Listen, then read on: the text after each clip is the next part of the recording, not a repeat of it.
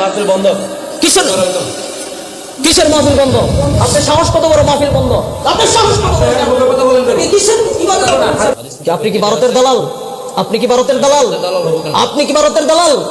আপনি কি ভারতের দালাল? এখান থেকে ওনার সরান, সরান ওখান থেকে ওনার সরান। আর আমি আলোচনা করবো না, আমি চলে যাবো না, আমি চলে যাবো ওখান থেকে আলোচনা না, আমি চলো ওনার শেষ, আমি চলে যাবো। কিসের চলে যাবো? আপনার মতো নেতা, কিসের উল্টাপাল্টা কথা বলছি? আমি কিসের উল্টাপাল্টা কথা বলছি? আমি কি, আপনি কি বলছেন? হাদির কথা বক্তা বলতে না বলতেই মঞ্চের মধ্যেই বিএমপি নেতার বাধা, এটা বলেছে থাম্বনেইলে এবং ভিডিওতে। যাই হোক, আসলে কি এটা অরিজিনাল মাহফিল নাকি সাজানো কোনো মাহফিল, নাকি এটা কোনো বিএমপি নেতা নাকি অন্য কেউ বিএমপি নেতা বলে চালিয়েছে, কোনটা সত্য কোনটা মিথ্যা, এটা সম্পূর্ণ ভিডিওটি না দেখলে আপনি বুঝতেই পারবেন না। সম্পূর্ণ ভিডিওটি আগে দেখুন, তারপরে বলছি। অর্থাৎ এখানে একটু সন্দেহের বিষয় থাকে কিন্তু, অর্থাৎ মাস্ক, কালো গ্লাস পরা এবং তাকে চিনাই যাচ্ছে না, কিন্তু বিএমপি নেতা কিভাবে হয়? আচ্ছা যাই হোক, তো সম্পূর্ণ ভিডিওটি আগে দেখুন, তারপর বিস্তারিত কথা বলবো। উসমান হাদি ভাই, এই শহীদ উসমান হাদি ভাইকে নির্মমভাবে গুলি করে হত্যা করা হয়েছে শাহবাগ মোড়ে। এখনো পর্যন্ত শাহবাগ মোড়ে তারা আন্দোলন করতেছে বিচারের জন্য, অথচ প্রশাসনের কোনো আওয়াজ নেই, সরকারের কোনো আওয়াজ নেই, সরকারের কোনো আওয়াজ নেই, প্রশাসনের কোনো আওয়াজ নেই। কারণটা কি? কারণটা হলো ভারতের দালালে বাংলাদেশ ভরে গেছে।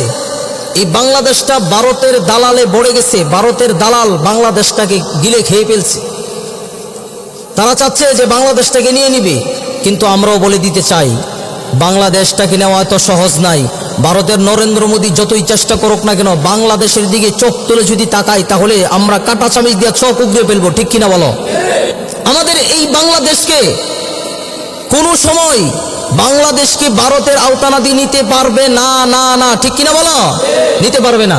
কারণটা হলো এই বাংলাদেশ, আমরা অনেক রক্ত দিয়ে বাংলাদেশ স্বাধীন করেছি, অনেক রক্ত দিছি, অনেক মার ইজ্জত নষ্ট হয়েছে, এরপরে বাংলাদেশ স্বাধীন হয়েছে।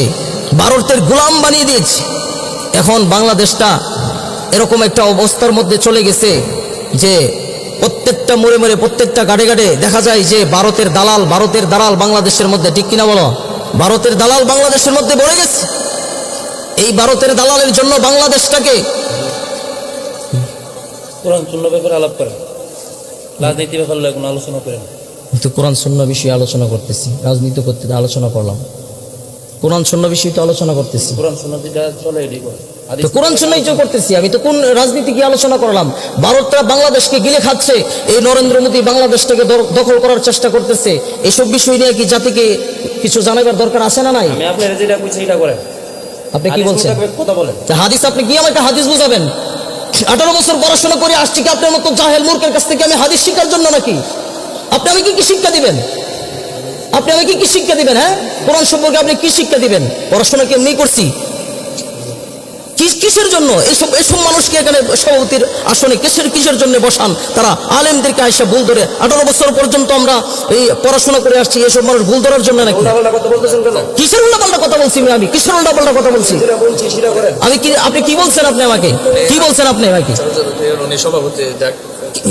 কিসের সভাপতি? উনি কিসের সভাপতি? উনি আমার সাথে খারাপ ব্যবহার করতেছে। উনি হাদিস মোতাবেক যেটা আছে সেটাই আপনি আমাকে হাদিস বুঝাবেন। আমাকে আপনি হাদিস বুঝাবেন। কিসের হাদিস আপনি আমাকে বুঝাবেন? কিসের নেতা আপনি হয়েছেন? কিসের নেতা হয়েছেন আপনি? কিসের হাদিস আমাকে আপনি বুঝাবেন? আমাকে হাদিস বুঝাতে আসছে। 18 বছর লেখাপড়া করছি, মূর্খের দরের কাছ থেকে আমাদের শিক্ষা করার জন্য নাকি? আমরা প্রত্যেকটা মাহফিলে, ওয়াজ মাহফিলে এরকম ভাবে কিছু নেতা নামের পাতি নেতা এসে আমাদেরকে বাধা দেয়, আলেমদেরকে ভুল ধরে। তারা সাহস কত বড়! এটা কি আওয়ামী লীগের আমল পাইছে নাকি? যে আওয়ামী লীগের আমল পাইছে, যে কোনো মুহূর্তে যে কোনো কথা বলে ফেলবে। মাহফিল বন্ধ। কিসের মাহফিল বন্ধ?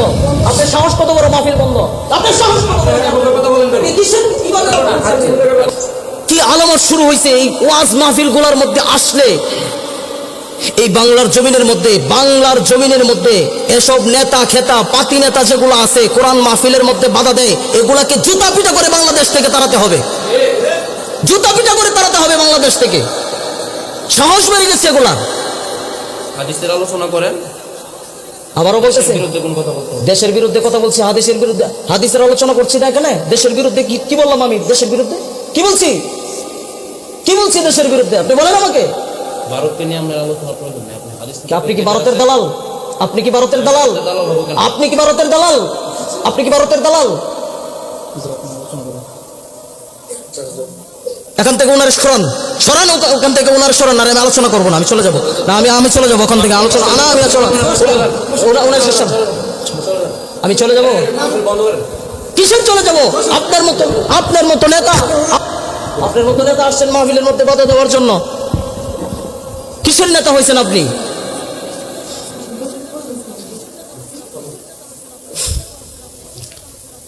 এসব নেতাকে মাহফিলে আর কোনো সময় দাওয়াত দিবেন না।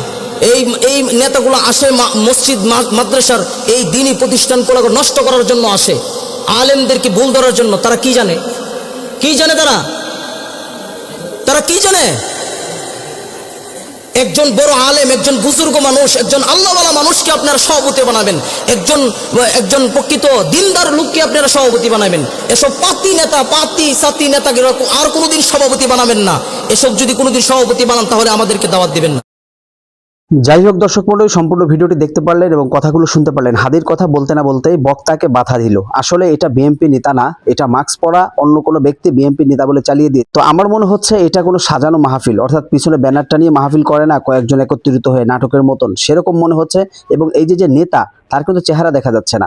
আমার মনে হয় না এটা যে বিএনপি নেতা, হয়তো বা কোনো চেলাবেলা কোনো আউল ফাউল লোক হতে পারে। এটা সাজানো হলে এরকম হবে, আর সাজানো না হলে কোনটা সত্য কোনটা মিথ্যা আসলে আপনারাই কমেন্ট করে জানান। ভিডিওটি ভালো লাগলে অবশ্যই লাইক এবং শেয়ার করে দিবেন। তো সম্পূর্ণ ভিডিওটি দেখার জন্য আপনাকে অসংখ্য ধন্যবাদ। তো সবাই ভালো থাকবেন, সুস্থ থাকবেন। আসসালামু আলাইকুম ওয়া রাহমাতুল্লাহি ওয়া বারাকাতুহু।